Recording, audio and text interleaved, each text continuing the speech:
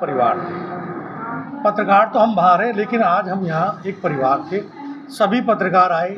मैं सबका अपने दिल से की गहराइयों से हार्दिक स्वागत करता हूँ और उम्मीद करता हूँ जो प्यार उन्होंने मुझे आज तक दिया, आगे भी वो लोग मुझे इसी तरह प्यार करते रहेंगे।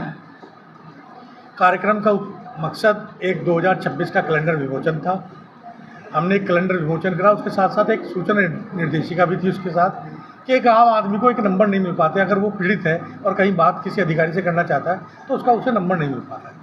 उसमें हमने वो नंबर भी दिया।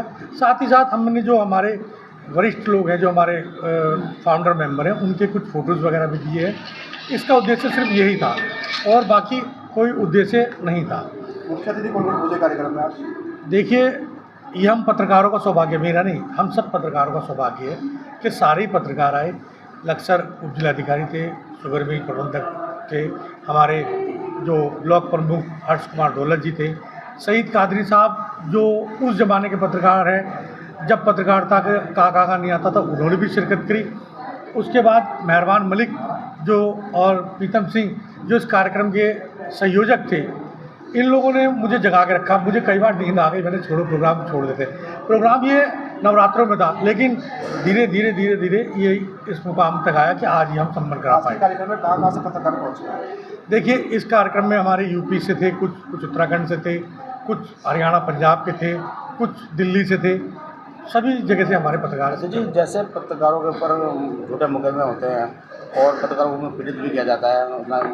रिपोर्टर क्लब द्वारा जो कार्यक्रम आयोजित किया गया है, उस कार्यक्रम का मुख्य उद्देश्य सिर्फ ये था कि हमारे बीच में जो देहात क्षेत्र से लेकर के शहरों तक जो पत्रकार अपनी सेवा दे रहे हैं और ख़ासकर समाज को जगाने का काम कर रहे हैं, अधिकारियों को जगाने का काम कर रहे हैं, जो पीड़ा हमारे समाज के बीच में उसे फ्रंट पर ला करके, यानी मंच पर ला करके उनकी समस्याओं का समाधान करने की कोशिश कर रहे हैं, उन सब पत्रकारों को आज एक तरह से उनके हृदय की बात सुनना और उन्हें बाद में सम्मानित करने का काम क्लब द्वारा किया गया है। साथ में एक चीज़ और यहाँ रखी गई है कि आने वाले समय में पत्रकारिता को किस तरह से और सजाया संवारा जा सकता है, किस तरह से उसमें सुधार किया जा सकता है, इस विषय पर भी गहन चर्चा हुई।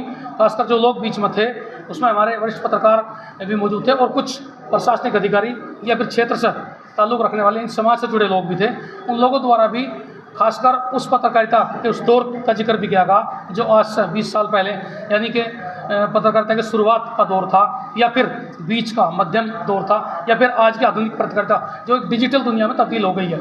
यानी आज 3 प्रकार के पत्रकार आपको नज़र आएंगे, खासकर जो बड़े बैनर से जुड़ रहे हैं, जिसे हम कह सकते हैं एक तरह से टीवी यानी इलेक्ट्रॉनिक मीडिया से, या फिर दूसरे हो गए हैं सोशल मीडिया जुड़े, तीसरे हो गए प्रिंट मीडिया के। तो इन तीनों के बीच में आपसी तालमेल सही बैठे, समावेश जो है वो ज़रूरी है। और ख़ासकर मुद्दों को या फिर उन शिकायतों को जो लोग, जो समाज हमसे उम्मीद रखते हैं। आज भी आपने देखा होगा कि हर व्यक्ति यही कहता है कि यदि ये काम मेरा नहीं हुआ तो मैं मीडिया वालों को बुला लूँगा। मीडिया को क्यों बुला लगा?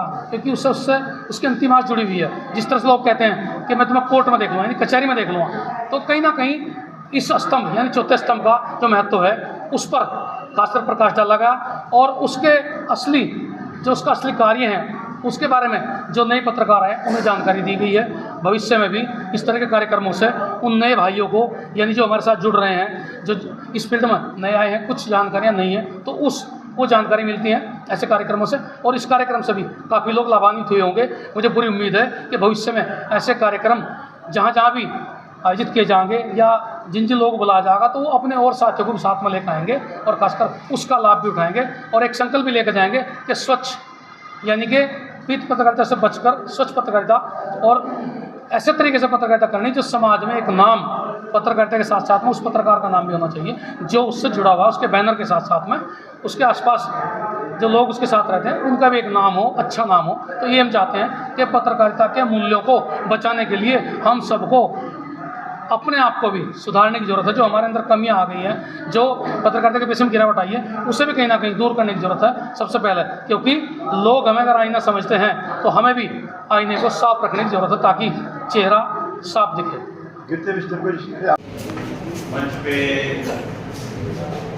विराजमान ब्लॉक प्रमुख जी, GM साहब, उपाध्याय जी और वरिष्ठ पत्रकार बंधु और आप सभी लोग जो यहाँ पर उपस्थित है, मैं आज आप सभी को बहुत बहुत बधाई देता हूँ कि ये कार्यक्रम आयोजन किया जिसमें सभी एक साथ यहाँ पर उपस्थित हुए हैं।